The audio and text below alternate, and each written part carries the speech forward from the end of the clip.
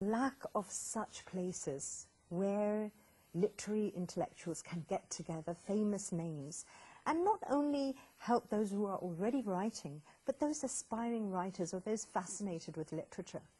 Of course, when Manto migrated in 1948, and he was settled in Lahore until his death in 1955. Park Tea House, of course, we know that one of the very progressive place where the writers, the poets, intellectuals, and columnists, and even those who were writing with anything dealing with the pen. The hub of that was the hub of activities, and there was no external influence on whatever.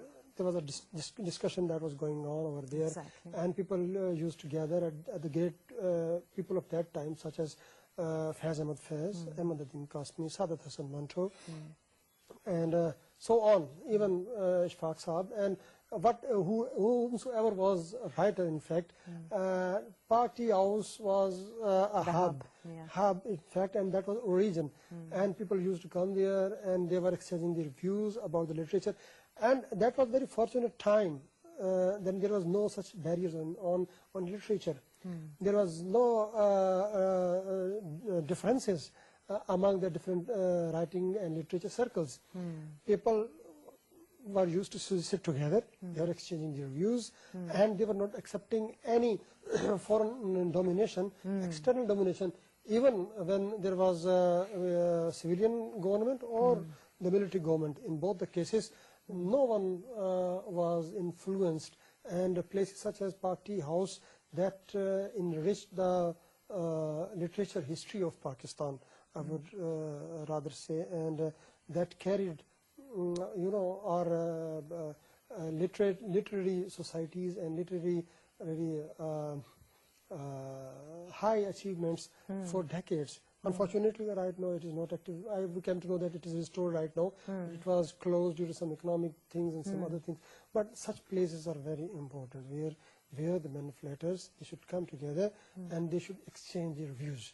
Right now, although there are right now in Pakistan many literary societies, yes. Of course. But we need that sort of a centrally figure, don't we? We need a place where, especially I would say for our youngsters, because the climate of book reading, as we know, unfortunately, not just for Pakistan, but worldwide, it is something that is facing a decline.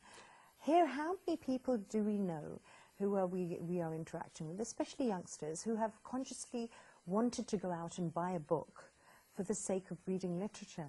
This is something that we have to revive. Halka Arbab-e-Zauq, it is right now one of the biggest literary society of Pakistan. And it has roots in different, at least in the major cities of Pakistan, such as Lahore, Islamabad, Karachi, Peshawar, and some other cities as well. But as far as the other societies are concerned, they have some different labels. These are the right wing, these are the left wing, they are the progressive, they are the that is, and they bearing the this one legacy and that one legacy. So they have the labels, unfortunately. And as far as we are talking about the Park Tea House, it had no label at all.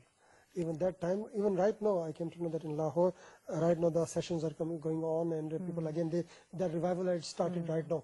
But such societies, such hub centers should be built in different cities, at least capital, so that the thinkers, the intellectuals, where they should sit together. We should give them a conducive environment. Absolutely. So that the ideas could be generated, could be exchanged, and could be refined. And so that they can prove as role models, because otherwise what are we giving our children? What role models are we giving them?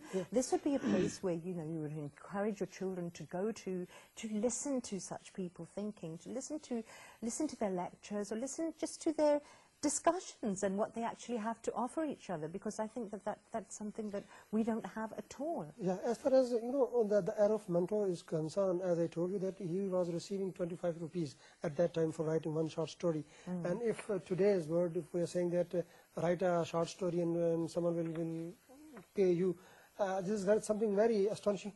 That someone is paid for writing something such as a short story even before for getting published in some newspaper and some paper or some periodicals.